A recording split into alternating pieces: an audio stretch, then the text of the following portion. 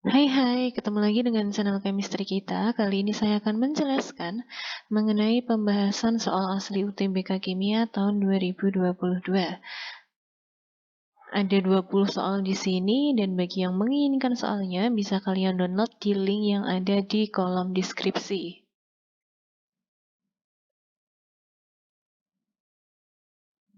Soal yang pertama, perhatikan gambar berikut. Ini ada gambar energi ionisasi. Nah, grafik di atas menunjukkan energi ionisasi pertama hingga kelima dari atom suatu unsur. Pertanyaannya, unsur yang memiliki profil energi ionisasi di atas adalah yang mana?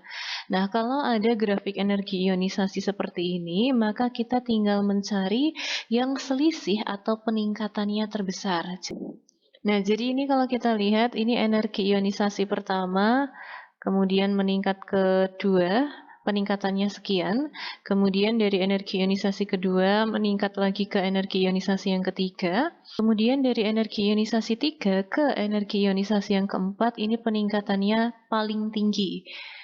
Kemudian peningkatan dari energi ionisasi 4 ke 5 ini hanya sekian. Jadi karena peningkatan energi ionisasi tertingginya ini adalah energi ionisasi ketiga menuju energi ionisasi keempat, maka dapat disimpulkan bahwa unsur tersebut adalah unsur golongan 3A karena peningkatan terbesarnya adalah peningkatan yang ketiga.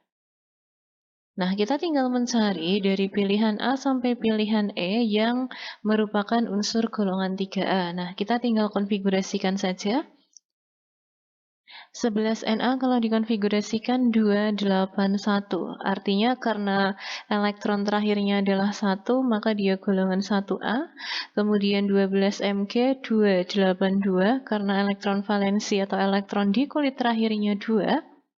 Maka ini golongan 2A, kemudian 13Al 283, elektron terakhirnya 3, berarti ini golongan 3A, 14Si 284, angka terakhirnya 4, berarti golongan 4A, dan 15P 285, karena angka terakhirnya 5, berarti P ini termasuk unsur golongan 5A. Nah, kita tadi harus mencari unsur yang termasuk dalam golongan 3A. Yang masuk dalam golongan 3A adalah Al. Jadi nomor 1 jawabannya adalah yang C.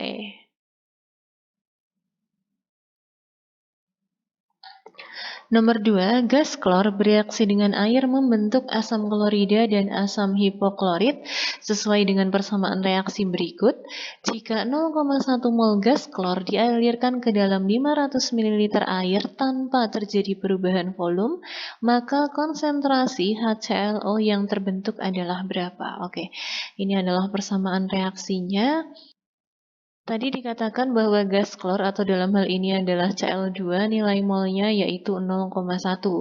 Sementara yang ditanyakan di soal adalah konsentrasi atau molaritas dari HClO.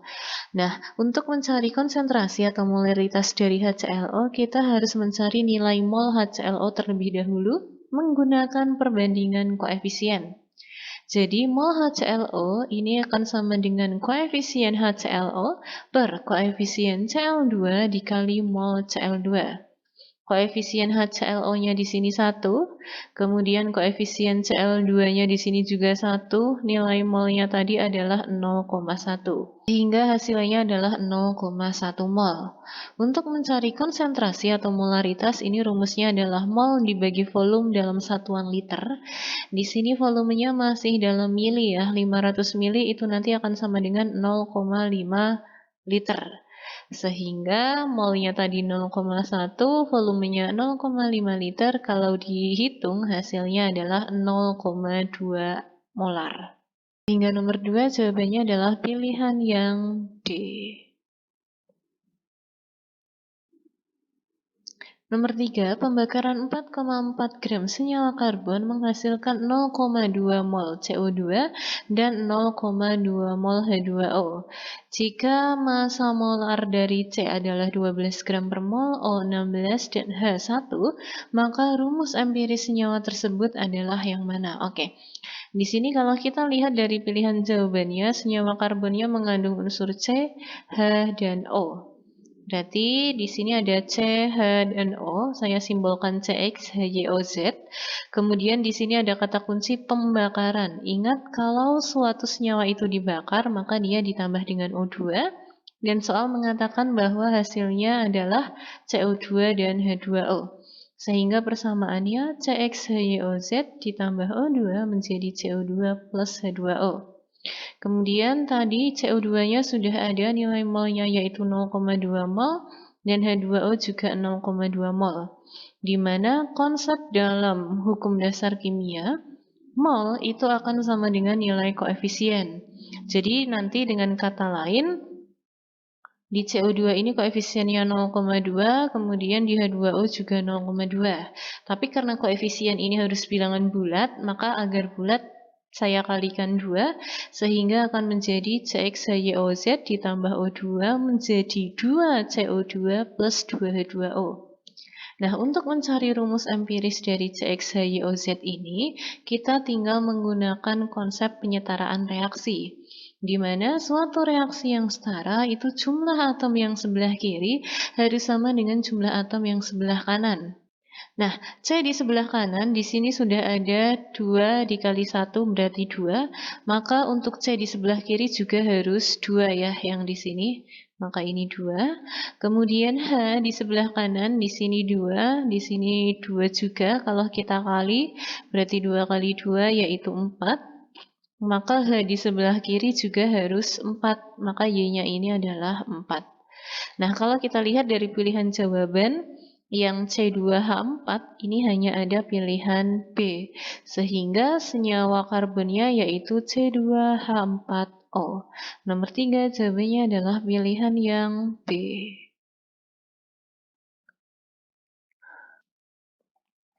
4. Asam asetat atau CH3COOH mempunyai pKa sebesar 5. Pertanyaannya, volume larutan CaOH2 0,2 m yang harus ditambahkan ke dalam 30 ml larutan CH3COOH 0,1 m agar diperoleh larutan dengan pH 5 adalah berapa? Oke. Nah, di sini ada asam asetat CH3COOH dan ada basa CaOH2. Karena di sini ada dua senyawa, satu asam, satu basa, yang dia jelas dua senyawa yang berbeda, maka kita harus MRS. Oke, kita akan reaksikan dulu CH3COOH kalau ditambah CaOH2 akan menjadi CH3COO2Ca plus 2H2O. Nah, sebelum MRS kita hitung nilai molnya dulu. Mol CH3COOH adalah molaritas kali volume. Molaritas CH3COOH tadi adalah 0,1 m, volumenya adalah 30 ml. Sehingga 0,1 dikali 30 adalah 3 milimol. Sedangkan untuk yang CaOH2, molaritasnya 0,2 m, sedangkan volumenya belum diketahui, maka saya simbolkan dengan V. Sehingga mol CaOH2 adalah 0,2 V milimol. Kemudian kita akan MRS.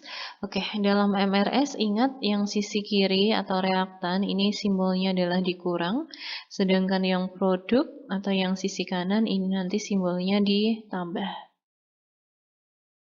Nah, tadi nilai mol dari CH3COOH adalah 3 milimol dan CaOH2 adalah 0,2 V milimol.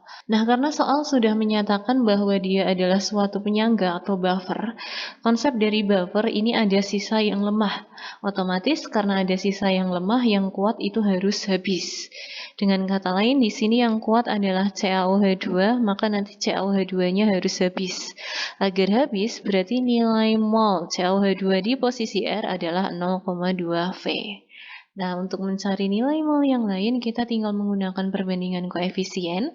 CaOH2 untuk koefisien 1, nilai molnya adalah 0,2 V.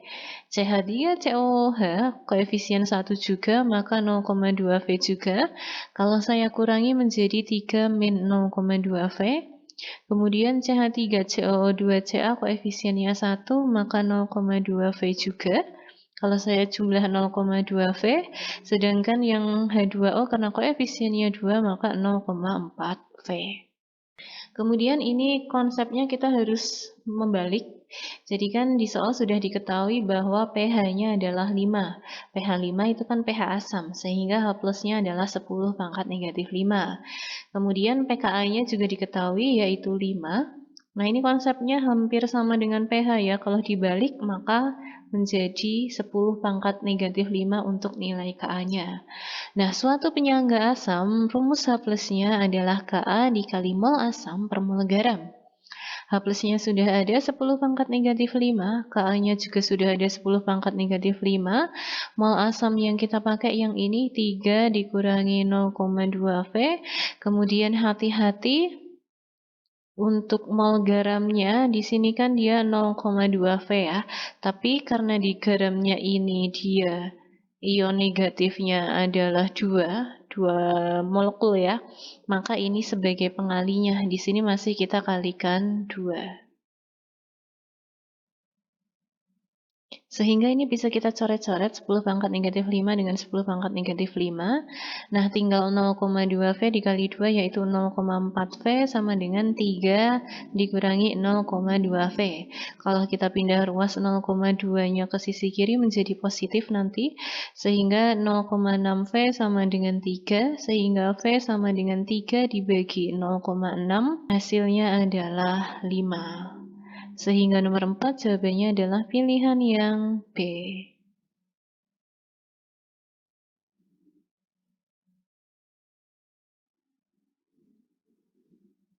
5. Pada temperatur yang sama, rasio tekanan osmosis larutan CaCl2 0,001 m terhadap larutan C6H12O6 0,002 m adalah berapa? Oke, kita identifikasi dulu. CaCl2 termasuk larutan elektrolit dan C6H12O6 termasuk larutan non-elektrolit karena dia ada unsur C, H, dan O. Untuk tekanan osmosis itu simbolnya adalah Pi. Jadi kita tinggal bandingkan Pi CaCl2 per Pi dari C6H12O6, di mana Pi itu rumusnya adalah MRT. Karena yang CaCl2 elektrolit, maka dia masih dikali dengan I, sedangkan yang C6H12O6 tidak perlu kita kali I. Nah, untuk nilai R ini kan tetapan, maka kita coret-coret. Pada temperatur yang sama berarti suhunya bisa kita coret juga, kita tinggal masukkan ya. Pi CaCl2 dibanding Pi C6H12O6, molaritas dari CaCl2 tadi 0,001 m.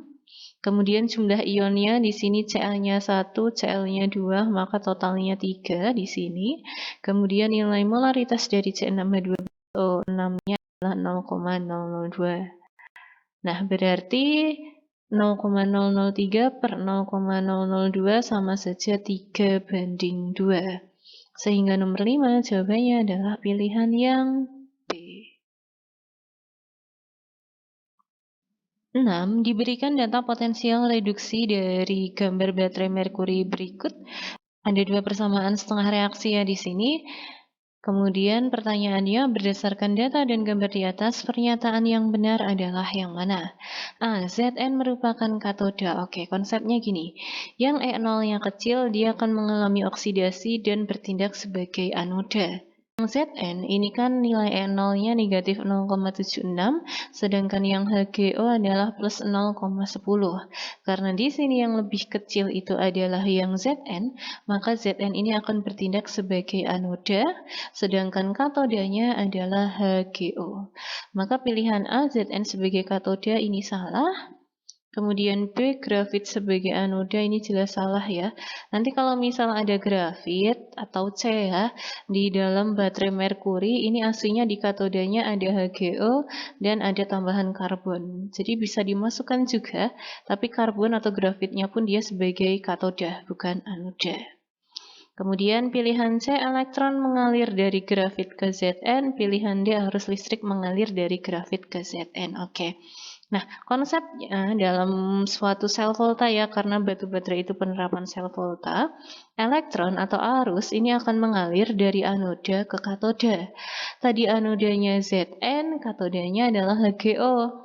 Berarti kan mengalirnya harusnya dari Zn ke HgO. Berarti pilihan C dan D ini jelas salah. Maka satu-satunya jawaban adalah pilihan yang E. Sekat pemisah, ini adalah sekat pemisah. berfungsi sebagai katalis. Jadi di dalam sekat ini itu aslinya mengandung ada pembatas elektrolitnya ya, lebih tepatnya adalah elektrolit kalium hidroksida KOH. Nah, di mana sekat pemisah yang mengandung elektrolit KOH ini akan membantu dalam mengalirkan elektron atau arus dari anoda ke katoda. Jadi sifatnya ini hanya berfungsi untuk mempercepat reaksi tanpa ikut bereaksi. Nah, itu fungsi dia sebagai katalis. Sehingga nomor 6 jawabannya adalah pilihan yang E. 7. Diberikan struktur model anilin sebagai berikut. Anilin di sini punya ini ya, substituen NH2. Nah, karakteristik yang tepat untuk anilin adalah yang mana? A. Bersifat asam karena memiliki 2 atom H yang mudah dilepaskan. Jadi, atom H di dalam anilin ini tidak mudah dilepaskan ya. Nah, jadi ini nanti anilin, kalau kita larutkan dalam air atau kalau ditambah dengan H2O ya berarti. Nah, nanti dia akan membentuk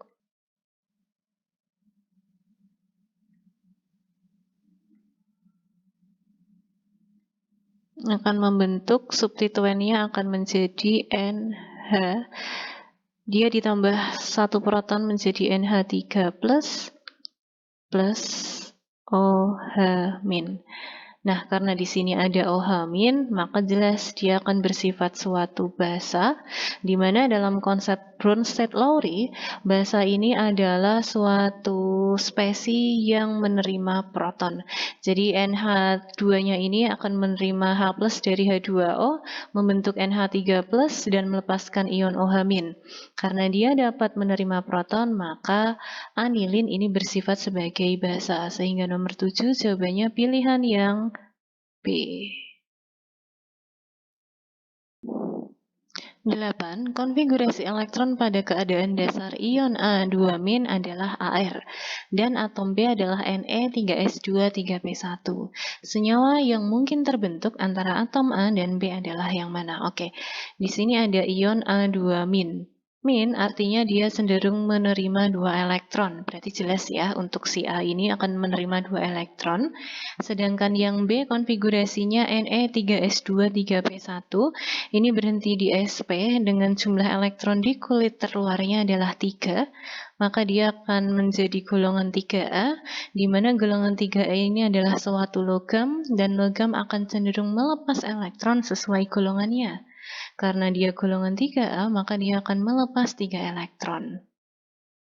Sehingga B-nya tadi kan dia melepas 3, sedangkan A-nya dia menerima 2. Untuk menentukan rumus senyawanya, kita tinggal silangkan angkanya. Nah, kayak gini. Sehingga rumusnya akan menjadi B2A3. Nomor 8, jawabannya adalah pilihan yang D. 9. Reaksi berikut berlangsung dalam fase gas dengan entalpi reaksi sebesar negatif 950 kJ per mol. Dengan reaksi ini, C2H5F ditambah 2F2 menjadi C2H3F3 ditambah 2HF. Bila energi ikatan CH, CF, HF berturut-turut adalah 410, 490, dan 570 kJ per mol, maka energi ikat FF adalah berapa? Oke, step pertama kita gambar dulu ya.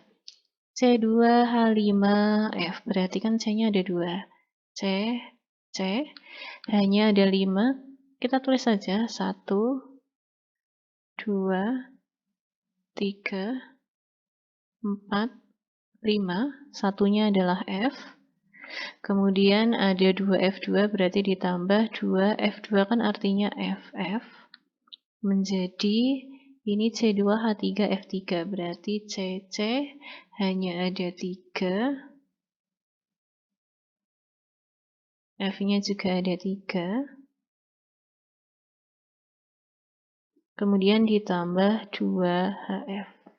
Nah, jika di soal ada kata kunci energi ikat, maka untuk mencari delta H ini rumusnya adalah sigma kiri dikurangi sigma kanan. Nah, di kiri, di sini ada ikatan CH sebesar 1, 2, 3, 4, 5, berarti 5 CH. Kemudian ada CC jumlahnya 1, ada CF jumlahnya 1, ada 2 dikali FF. Kemudian CH di sisi kanan ada 1, 2, 3, maka 3 CH. Kemudian ada CC, kemudian ada CF-nya 1, 2, 3, maka 3 CF dan 2 HF. Nah, untuk soal seperti ini, untuk mempermudah hitungan, ketika di kiri dan di kanan itu ada ikatan yang sama, maka kita coret-coret saja. Di kanan di sini CH-nya ada 3, nanti dia habis. Di kiri ada 5, maka nanti CH di kiri tinggal 2. Kemudian ada CC, ini CC-nya 1, di sini juga 1, maka dia habis. Kemudian ada CF ya, CF-nya di sini hanya 1, dia habis. Yang di kanan 3 dikurangi 1, maka tinggal 2. Nah, kita tinggal hitung. Maka negatif 950 ini adalah delta H-nya. Tadi di soal sudah ada delta H-nya ini. Negatif 950. Kemudian 2 dikali CH-nya ini adalah 410. Ditambah 2 dikali FF-nya kita hitung. Kemudian dikurangi 2 dikali CF-nya tadi adalah 490 dan 2 dikali HF-nya adalah 570. Sehingga negatif 950 sama dengan 820 ditambah 2 kali FF dikurangi 980 ditambah 1140. Jika kita hitung 2 FF sama dengan 350, 1 FF-nya itu ikatannya adalah 175. Nomor 9 jawabannya adalah pilihan yang A.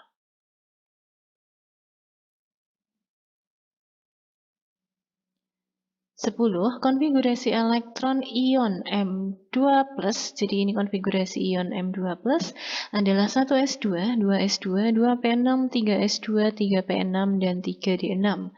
Jika jumlah neutron yang terdapat dalam inti atom M adalah 30, maka nomor massa M adalah berapa? Oke, konfigurasi ion M2+-nya ini ya. 1s2, 2s2, 2p6, 3s2, 3p6, dan 3d6. Ini adalah konfigurasi ketika dia sudah melepas 2 elektron. Maka untuk mencari massa atom kita harus konfigurasi dari M ketika sebelum melepas 2 elektron atau konfigurasi normalnya ya, konfigurasi dari atom M-nya. Maka kalau sebelum dia melepas, berarti kan ketambahan 2 elektron nih. Nah, ketambahan 2 elektron di kulit luarnya yaitu 4s2. 2 elektronnya ini tadi. Sehingga di sini jumlah elektronnya kalau kita jumlah 2 tambah 2, 4 tambah 6, 10, sama 2, 12, 6, 18, 6, 24 tambah 2, 26. Oke, berarti jumlah proton atau jumlah elektronnya ini adalah 26. Jumlah neutronnya tadi adalah 30. Nah, untuk mencari nomor massa itu jumlah proton ditambah jumlah neutron. Protonnya tadi 26, neutronnya 30, kalau di total adalah 56. Nomor 10 jawabannya adalah pilihan yang E. 11. Reaksi antara larutan perak nitrat dan larutan besi 3 klorida berlangsung sebagai berikut. Nah, larutan yang mengandung 0,1 mol perak nitrat itu AgNO3, direaksikan sempurna dengan 0,1 mol besi 3 klorida. Massa perak klorida dengan Mr 143,5 yang dihasilkan adalah berapa? Oke, kita reaksikan dulu ya. Tadi reaksinya sudah ada, kita salin aja. Karena nilai mol reaktannya ada semua, maka kita harus MRS. Dalam MRS, sisi kiri ini dikurang, sisi kanan nanti kita tambah. Oke, mol mula-mula dari perak nitrat adalah 0,1, besi 3 klorida 0,1 juga. Kita akan tentukan yang habis bereaksi. Ingat, yang habis bereaksi ini yang mol dibagi koefisien hasilnya kecil. Yang AgNO3 molnya 0,1, koefisien 3 kalau dibagi adalah 0,03 sekian. Sedangkan FeCl3 0,1 dibagi koefisien 1 tetap 0,1. Karena yang lebih kecil adalah AgNO3, maka AgNO3 akan habis ya nanti. Nah, biar habis maka di sini 0,1. Kita akan langsung ke massa perak klorida. Perak klorida adalah AgCl. Untuk AgNO3 koefisien 3 nilai molnya 0,1, AgCl koefisien 3 juga, maka nilai molnya juga 0,1 mol. Nah, untuk mencari massa berarti rumusnya adalah mol dikali MR. Molnya 0,1, MR-nya 143,5, hasilnya adalah 14,35 gram. Nomor 11 jawabannya adalah pilihan yang B.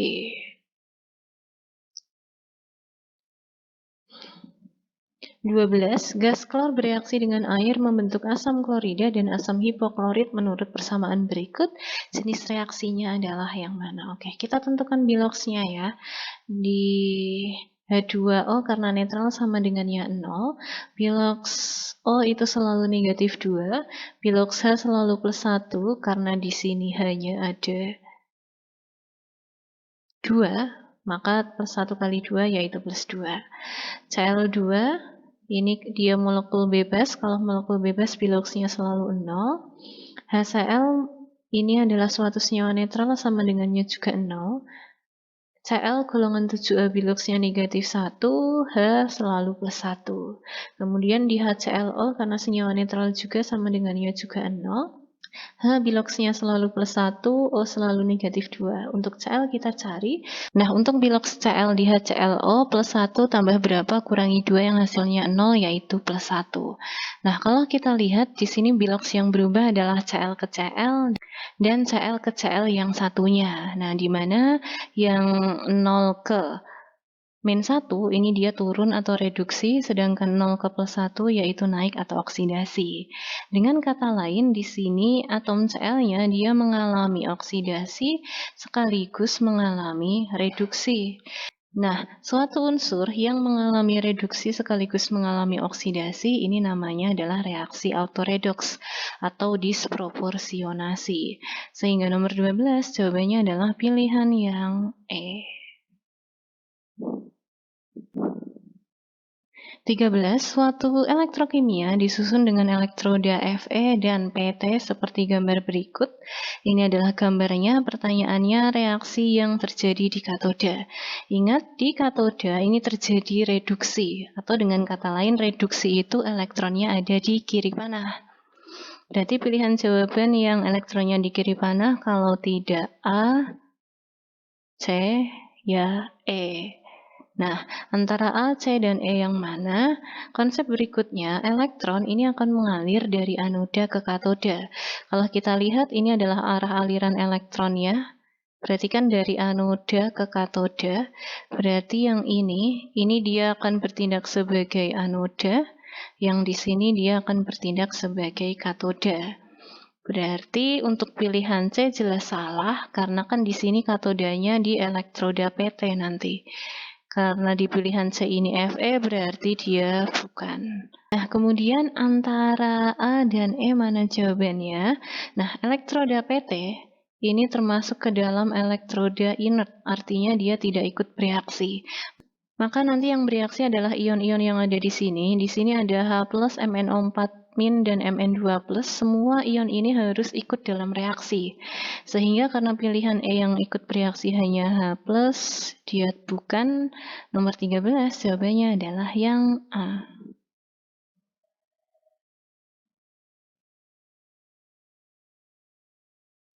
14. Unsur kimia M dapat bereaksi dengan ion permanganat menurut reaksi berikut. Kemungkinan nilai X dan Y adalah berapa? Oke, ini adalah reaksinya. Nah, dalam suatu reaksi itu harus setara. Artinya, selain jumlah atom kiri dan kanan harus sama, itu muatan kiri harus sama dengan muatan kanan. Kalau kita lihat di kiri, di sini ada satu muatan yang sudah pasti ini. Nah, ini adalah negatif 1, kemudian sama ini plus 1 dikali angka depannya jadi plus 8, sedangkan yang sisi kanan di sini baru ada plus 2. Nah, di sini tidak ada muatan, maka dia 0. Dengan kata lain, muatan kiri ini harus sama dengan muatan kanan. Kalau misal saya pasang pilihan A ya, X-nya 0.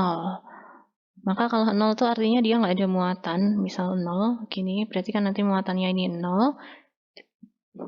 Yang Y-nya diganti positif 2. Maka positif 2 dikali 5 yaitu plus 10. Maka kan negatif 1 tambah 0 tambah 8. Hasilnya adalah plus 7 untuk sisi kiri. Yang kanan plus 2 ditambah plus 10 tambah 0 plus 12. Oke, ini tidak sama, berarti pilihan A bukan. Kemudian pilihan B, X-nya diganti plus 2. Maka kalau di sini plus 2 dikali 5 yaitu plus 10. Yang Y-nya plus 3 dikali 5 berarti plus 15. Oke, min 1 tambah 10 tambah 8 hasilnya adalah plus 17. Yang kanan plus 2 tambah plus 15 tambah 0 plus 17 juga. Maka ini sama. Sehingga karena sama, nomor 14 jawabannya adalah pilihan yang B.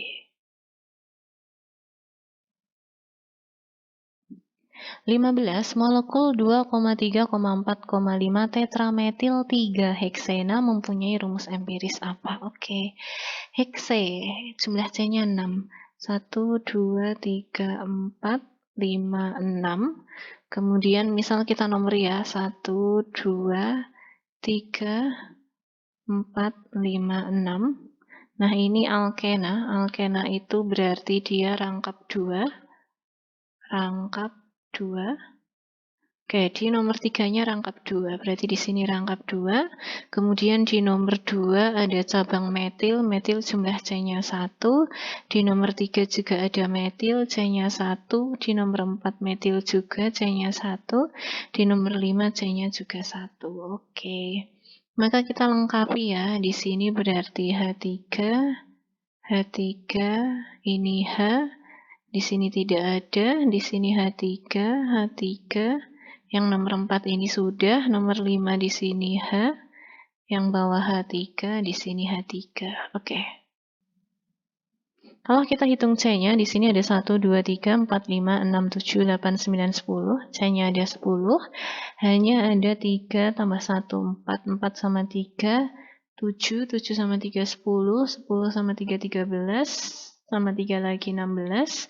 Sama 1, 17. Sama 3 berarti 20. 20. Kalau kita sederhanakan sama-sama bisa dibagi 10, maka akan menjadi CH2. Nomor 15 jawabannya adalah pilihan yang B. 16. Diketahui pembentukan P berlangsung mengikuti reaksi M tambah N menjadi P. Reaksi di atas berlangsung dengan orde pertama terhadap M dan orde kedua terhadap N. Ketika MO-nya adalah 0,1 M, NO-nya 0,04 M, laju reaksi awalnya adalah 8 kali 10 pangkat negatif 6. Jika MO-nya saya minta 0,02 M dan NO-nya 0,01 M, maka lajunya berapa? Oke. Kita akan bandingkan ya. Tapi ini akan saya anggap yang data awal ini. Akan saya anggap sebagai data pertama. Kemudian yang ini, itu akan saya anggap sebagai data keduanya. Nah, kita akan tulis persamaan lajunya bahwa V sama dengan K dikali M pangkat X dikali N pangkat Y. Kita akan bandingkan data 1 dan data 2. Karena di sini K ini adalah tetapan, saya coret-coret terlebih dahulu. Oke, V1-nya di sini adalah 8 kali 10 pangkat negatif 6. Kemudian V2-nya kita cari. Untuk M1-nya, ini kan tadi 0,1. Tapi akan saya buat senada agar pangkatnya sama-sama 10 pangkat negatif 2, maka akan menjadi 10 kali 10 pangkat negatif 2. Sedangkan data M2-nya ini adalah 0,02 atau 2 kali 10 pangkat negatif 2. Nah, tadi soal mengatakan bahwa M ini ordenya adalah orde pertama, maka pangkatnya 1. Sedangkan yang N di data pertama ini adalah 0,04 atau 4 kali 10 pangkat negatif 2. N data keduanya adalah 0,01 atau 10 pangkat negatif 2. Karena di soal mengatakan bahwa N ini ordenya orde 2, maka pangkatnya di sini adalah pangkat 2. Oke, ini bisa saya coret-coret. 10 pangkat negatif 2 dengan 10 pangkat negatif 2. Kemudian 10 dibagi 2 ini bisa yaitu 5. Kemudian ini 10 pangkat negatif 2 kuadrat, 10 pangkat negatif 2 kuadrat juga bisa saya coret-coret. Berarti hanya menyisakan 8 kali 10 pangkat negatif 6 per V2 sama dengan 5 dikali 4 kuadrat. Atau V2 sama dengan 8 kali 10 pangkat negatif 6 dibagi 80 ya, 80 tadi dari 5 dikali 4 kuadrat. 4 kuadrat kan 16, 16 kali 5 yaitu 80. Sehingga hasilnya adalah 1 kali 10 pangkat negatif 7. Nomor 16 jawabannya adalah pilihan yang C. 17 diberikan persamaan termokimia berikut, ada 3 reaksi, reaksi 1, reaksi 2, dan reaksi 3. Pertanyaannya, perubahan entalpi untuk reaksi 2PO2 ditambah CO menjadi P2O3 ditambah CO2 adalah yang mana? Oke, kita akan cari acuan tiap reaksi. Senyawa yang di reaksi 1 ada dan di reaksi yang diminta ada yaitu PO2. Di reaksi 1, PO2-nya ada di kiri jumlahnya 1, sedangkan yang diminta sudah ada di kiri tapi jumlahnya 2. Maka reaksi 1 harus saya kali 2, delta H-nya juga saya kali 2, negatif 10 kali 2 yaitu negatif 20. Kemudian senyawa yang di reaksi 2 ada dan di reaksi yang diminta ada di sini aslinya ada CO dan CO2. Cuman di reaksi lain ini sama-sama ada CO dan CO2. Maka CO dan CO2 ini tidak bisa saya jadikan sebagai acuan. Sehingga kita skip dulu untuk reaksi 2, kita langsung ke reaksi 3. Senyawa yang di reaksi 3 ada dan di reaksi yang diminta ada adalah P2O3 ini ya. Di reaksi 3, P2O3-nya ada di sisi kiri jumlahnya 3, tapi yang diminta P2O3-nya ada di kanan jumlahnya hanya 1. Sehingga di reaksi 3 ini harus saya balik dan dibagi 3. Kalau dibalik tanda menjadi positif 15, dibagi 3 berarti menjadi positif 5. Oke, sedangkan karena di reaksi 2 tadi tidak ada acuan, maka kita harus mencari senyawa yang dihilangkan. Oke, di sini yang bisa dihilangkan yaitu P3O4 ya. Jadi di reaksi 2 ada P3O4, di reaksi 3 juga ada P3O4. Nah, tadi kan kasusnya di reaksi 3 harus saya balik dan bagi 3. Berarti untuk reaksi 3 ini nanti P3O4-nya akan ada di kiri panah.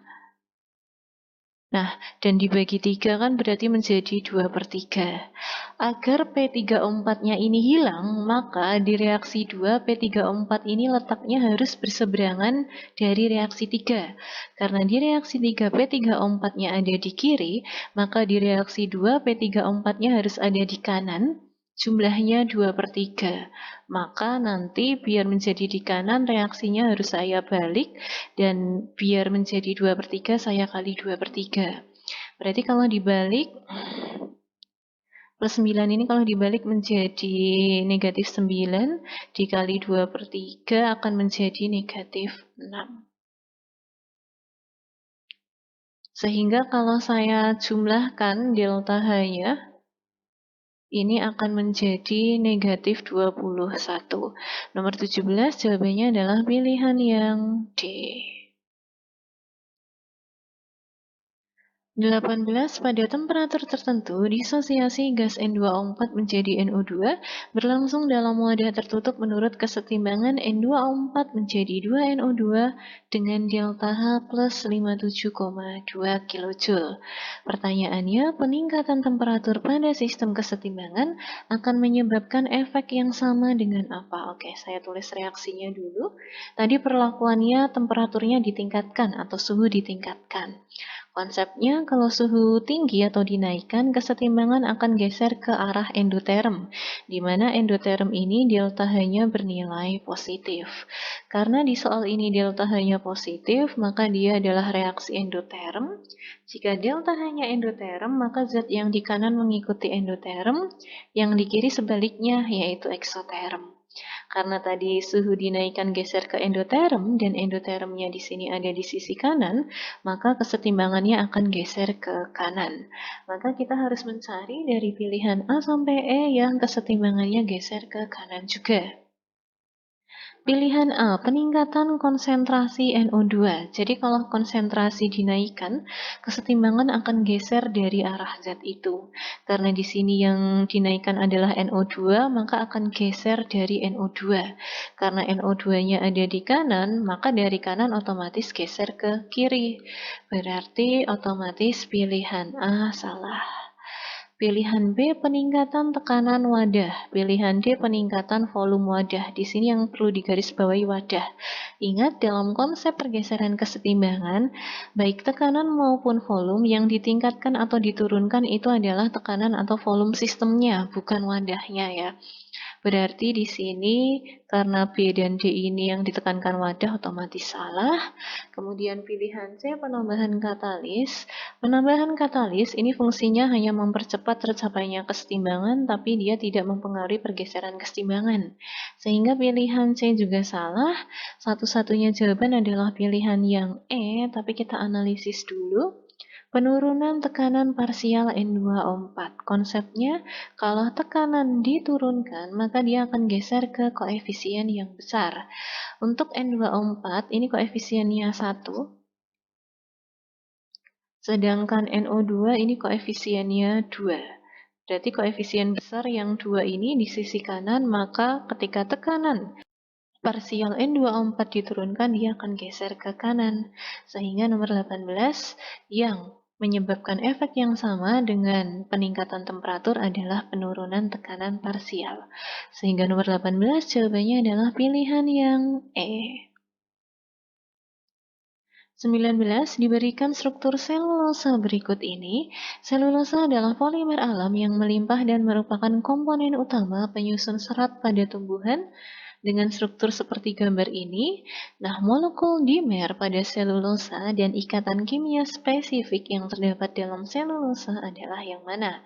Oke, nah konsepnya hidrolisis selulosa ini sebagiannya akan menghasilkan selubiosa. Yang selubiosa hanya pilihan B, tapi kita analisis ya. Jadi ini, dalam pembuatan selulosa ini terdapat gabungan dari selubiosa, selubiosa, selubiosa, di mana ikatan antar selubiosanya ini, nah ini adalah ini ya, yang OO ini adalah ikatan glikosida beta, ikatan beta glikosida. Sehingga nomor 19 jawabannya adalah pilihan yang B. 20 terakhir diberikan data potensial reduksi gambar sel elektrokimia berikut, ada 2. Pertanyaannya, nilai E0 sel pada sel elektrokimia di atas adalah yang mana?